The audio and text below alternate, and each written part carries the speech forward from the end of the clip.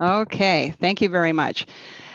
So my name is Gail Kaufman. I'm the Vice President of Marketing and E-Business for Wolseley, Canada, and I'm also the current chair of the National Board of Directors for the Canadian Institute of Plumbing and Heating. Thank you so much for joining the session today, and it is a real honor to be here. I really would have preferred to be doing this in person, but I guess this is the next best thing these days. Unless you're a professional tradesperson, you may never have heard of Wolseley. We're a large distributor with annual revenues of around 1.6 billion across 3 lines of business that include plumbing and heating, waterworks, and industrial. And this is where I've spent almost 15 years. Today, I'll share a little bit about my journey that led me to Wolseley and a few things that I've learned along the way. And I'm here not as an expert in anything other than my own experience, and in some way, I hope it's helpful. So it's hard to have a discussion about appreciating your unique value unless we can, hang on a second, there we go. I'll have to give you a little trip down memory lane for a couple minutes here first. So whenever I get asked to speak, it really forces me to go back and revisit where I've been and the experiences and decisions that have brought me to where I am today. And every time I have to tell you, it's accompanied with a degree of self-consciousness that it won't be that interesting. So if that's the case, worst case scenario, we're here for 30 minutes. So, but I hope it's a little bit interesting. Anyways, I grew up the youngest of 4 kids in a small town called Burford, Ontario, and was the only one in my family to pursue a post-secondary education. While my parents never pushed me to do anything from an education or career standpoint, there was certainly an expectation that I had to work at something. And it was also instilled that if it was a job worth doing, it was worth doing right. I worked every summer from the age of about 12 on farms because that's all there was to do in the area that I grew up in. And when I finished high school, I really didn't know what I wanted to do, but somehow had an inkling that marketing was a good path, or at least what I knew of it at the time, which frankly wasn't a heck of a lot. But anyways, off to the University of Western Ontario I went and earned a Bachelor of Arts degree. In between terms, I worked at, in a GM distribution facility and a poultry processing plant. And let me tell you, there is nothing that could have motivated me anymore to get an education than having had these jobs. My first job out of university in the real world was at a small advertising agency where my role was working directly with clients to solve their marketing and communication challenges. And I was like a sponge. I really applied myself to learning all aspects of the business. And even at this early stage in my career, I was determined to do the best job possible with what I had, investing extra time and energy that helped build my confidence in dealing with clients. My next move came when I was hired by one of those clients, and they happened to be in the tire distribution business and were starting up a franchise operation, a retail franchise operation. They liked the work that I'd been doing for them and decided to make me part of their team. And once again, I took every opportunity to learn as much as possible about the business and was given a wide range of responsibilities, most of which were well beyond any experience I had dealing with lawyers on franchise contracts, for example, or real estate negotiations and finding appropriate sites and dealing with our suppliers. I'm not sure I would have let me do that at the time, but I was fortunate to get the exposure to so many things. And that happened because I demonstrated a strong work ethic. I cared about the quality of my work and I did my best. So in short, I had earned their trust, and trust is precious and it has to be earned and can be lost in a heartbeat. During this time, I became good friends with a guy named Tony who worked for one of the tire companies. He had relocated from the West Coast and after a couple of years in Toronto, took an assignment in Milan, Italy. And that made a profound impression on me. And I thought that someday I would love to go to a different place to work. So the seed had been planted. After a few years, it was clear that it was time to move on. And every spare moment that I had was looking for opportunities. crafting customized cover letters, refining my CV. You all know the effort that it takes to find a new job. It's a job in and of itself. And this is where tenacity comes in. If you apply yourself consistently, change will happen. And it did. I finally got the break I was looking for when I was hired as the Director of Marketing for Quaker State Canada. This was an interesting time for many reasons, and I acquired valuable experience dealing with executives, organizational change, national customers, and dealing with numerous business units in the US. Along the way, the company was acquired first by Pennzoil and then by Shell. I had gotten the attention of a VP in the US who was building a new team focused on developing a master brand strategy for international markets. And I was offered a role on the team and relocated to Houston, Texas.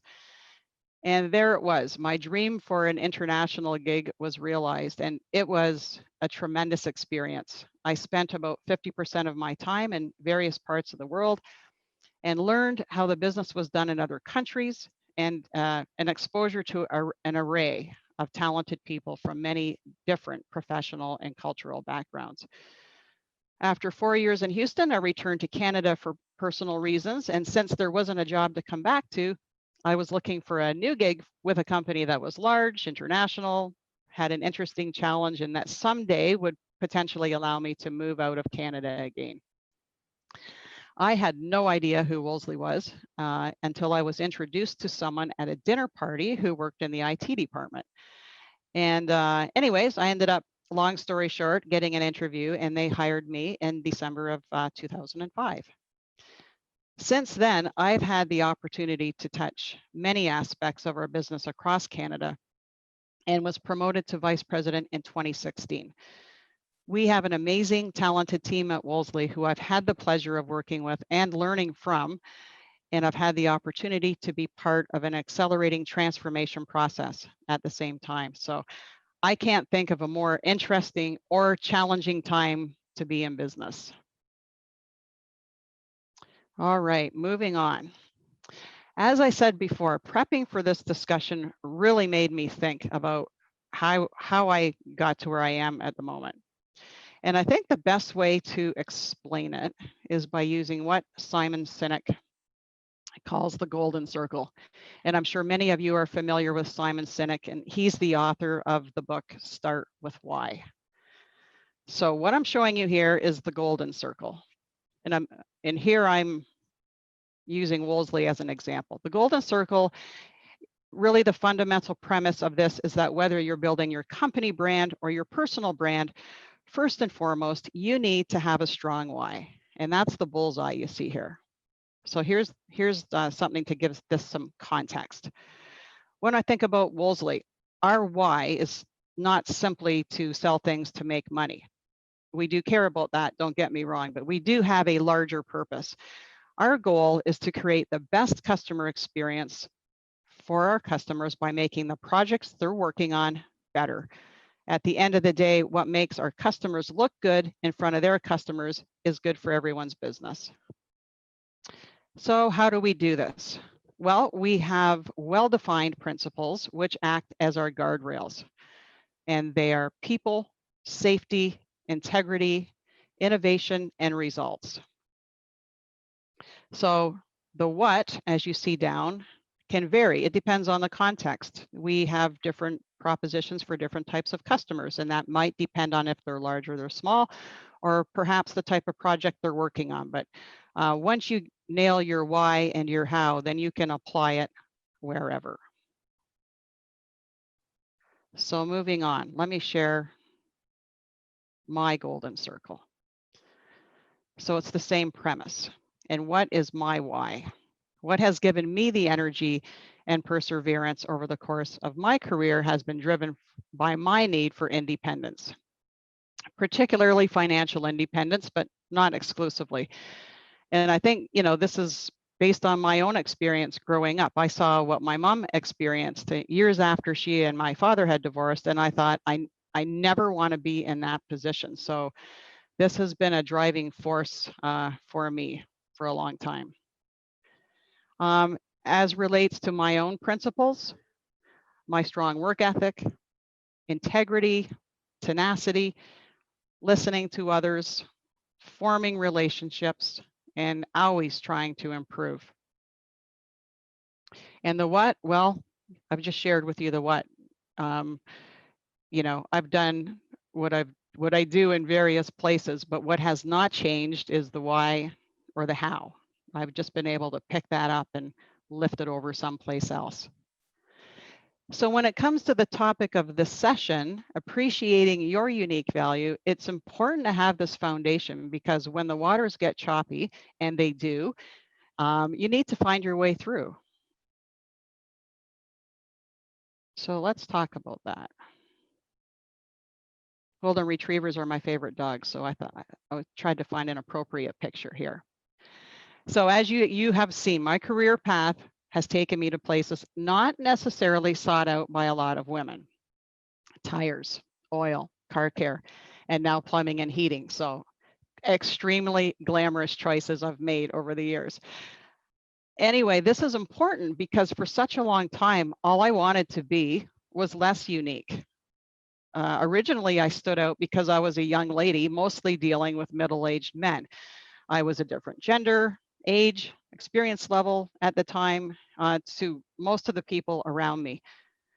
And obviously, there wasn't much I could do about any of those things.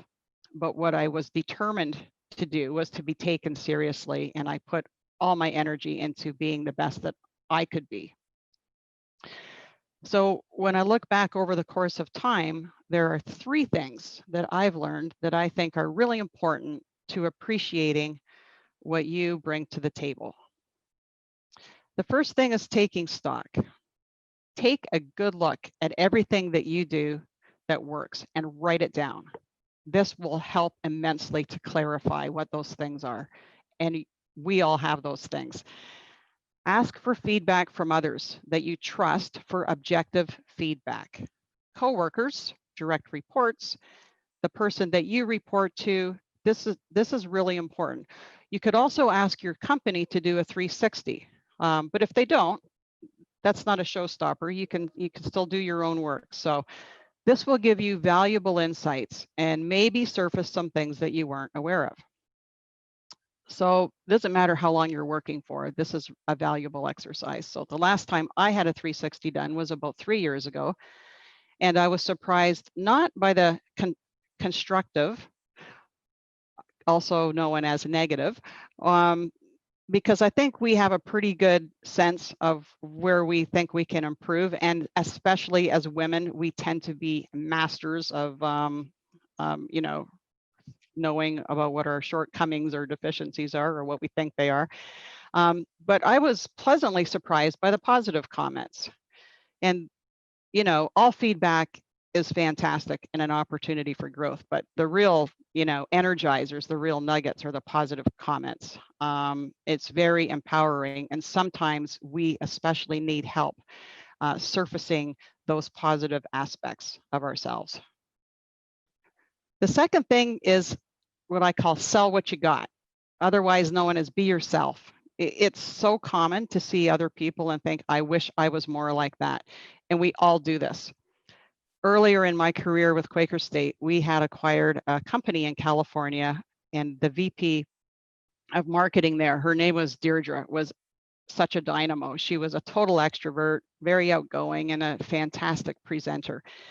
And I learned some great tips from her. She was the master of the show and tell presentation, and I started using some of her techniques. However, had I tried to do it the same as her, it would have been completely fake. So don't compare yourself and don't try to be someone you're not. Whatever you're doing, make it your own. And I'll give you a quick business example that I think is relevant. So as you know, I've had the opportunity to lead our e-business program, which involves constant changes and enhancements. And in the early days, and even now, there's things that the site does really well and things that we are continually improving. But when we're talking to our customers, what are we going to focus on? Are we going to focus on the stuff that we know that will save them time and more efficient, the valuable things? Or are we going to talk to them about all the things that we we're less confident about or we don't think work as well. So of course, you know, we need to talk about the positive stuff. So we did a lot of work with our internal people, and we got pretty good about talking about our strengths. You know, and at that time, you know, we had some really good strengths. We had a mobile app, we had scanning capability, list features, quote to order capabilities. Like those were the things that were truly valuable to customers. So by focusing on those strengths, we've helped our customers become more efficient. And we've also grown this channel to over 20% of our plumbing and HVAC business. So, you know, I think that's a good business example is sell what you got, sell your strengths. Don't focus on the other stuff. The third thing is mind your business. Jack Canfield, the author of the famous Chicken Soup books, said, "What other people think of you is none of your business." Or as my dad was fond of saying, mind your business. And clearly there are some opinions that matter, and that's not what I'm talking about. I'm talking about the masses that have an opinion on everyone and everything, and we know who these people are, and nothing will do more to undermine your confidence and disempower you than getting caught up in the grapevine. So this is where you rely on your toolkit, your why, your how, and points number 1 and number 2 above. Minding your business means being clear on your deliverables. And if you have direct reports, make sure they're clear. Have honest, open, and frequent communication and stick to your program. At the end of the day, you know who's rooting for you and who isn't. So just keep focused on what matters.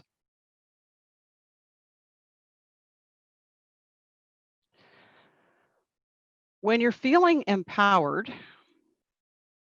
I think you're more open to getting out of your comfort zone, and getting out of your comfort zone is essential for growth. Is there anyone here that's working for a company that isn't experiencing change?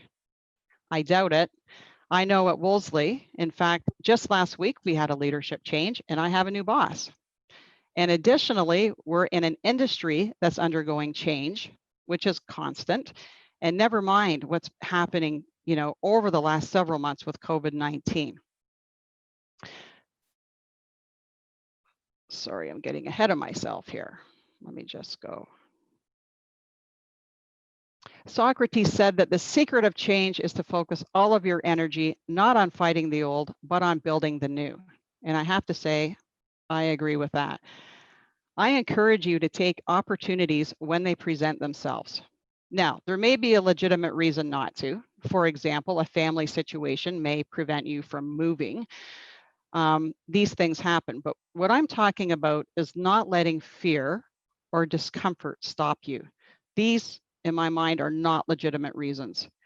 When I look back on my life and career, it's the risks that I've taken that have led to real growth. When I was given the opportunity to relocate to Houston, that was a leap. On the one hand, I was fulfilling a long-held desire to work in the international arena. But on the other, I was going to a place without a network, working with new people. I had no idea how this was going to work out. But I thought, you know, what's the worst that can happen, right? The worst that can happen, I, you know, pack up and come home and find another job. But you know what? It all worked out.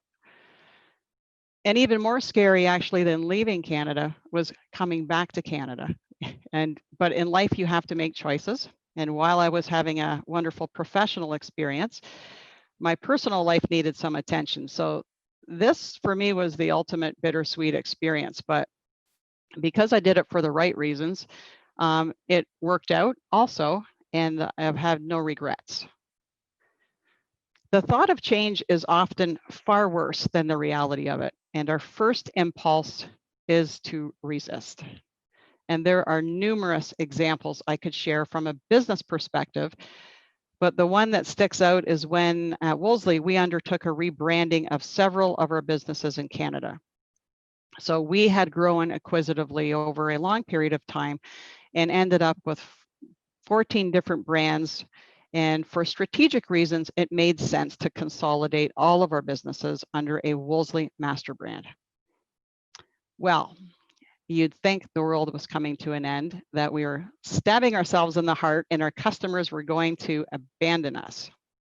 And of course, none of that happened, because the things that made us important to our customers didn't change. The service that we provided, the advice, the on-hand stock, et cetera, So from a customer perspective, it was a non-issue, but it was really threatening for some of our employees who had been long associated with those brands. So the story has a good ending, but it's a great example of how change can definitely be uncomfortable. All right. So I have to tell you that I never thought I'd be including a quote from Judy Garland or talking about the Rolling Stones in a business presentation, but there's a first time for everything. So today's that day for me. Judy Garland said, always be a first-rate version of yourself instead of a second-rate version of someone else. And I just think this is such a great quote. We all can't be great at everything, but if we appreciate and use what we have and are comfortable in our skin, we can go far. I'm a music lover, and I can't think of a stronger or more enduring brand than the Rolling Stones. They formed in 1962 and are still touring well into their 70s.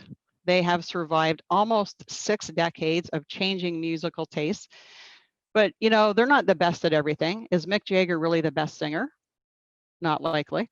Is Keith the best guitar player? Don't think so. Or Charlie the best drummer? But, they're amazing together. And what they do is they play to their strengths. And they use those to the best advantage, and they show up consistently, and they give their audience the best experience ever. So they have incredible staying power for that reason. So I think it's a good example that none of us are the best at everything, but how we blend our unique talents and how we show up consistently is what counts. So thank you very much for your time and attention today.